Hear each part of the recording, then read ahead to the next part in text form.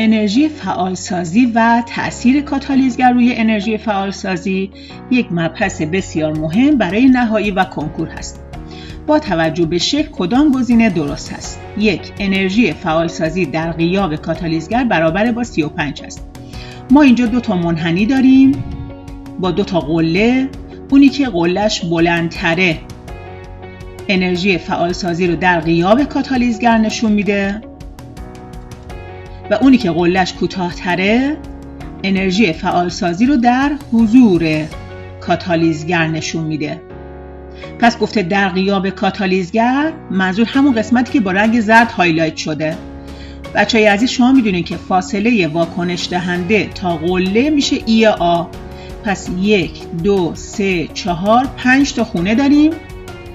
هر خونه دقت کنید کنار نمودار می نویسه هر خونه معادل 5 کیلوژول هست که مساوی است با 25 کیلوژول. بنابراین 35 غلطه، گزینه 1 نادرسته. اما قسمت دوم دلتا اچ منفی 10. شکل نمودار رو ببینید. همینطور که مشخصه سطح انرژی فراورده از سطح انرژی واکنش دهنده بالاتره.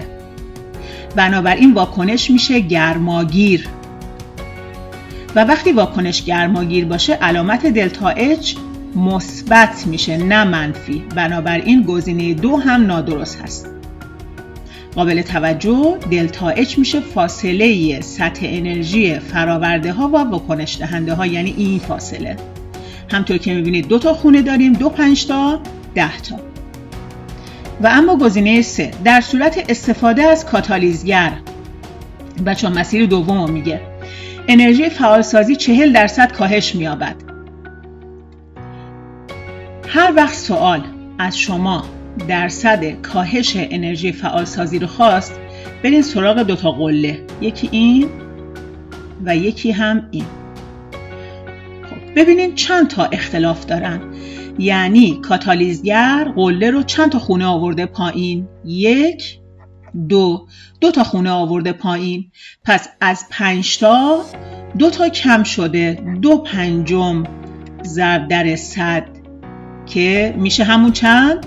40%. بنابراین جواب درست میشه گزینه 3.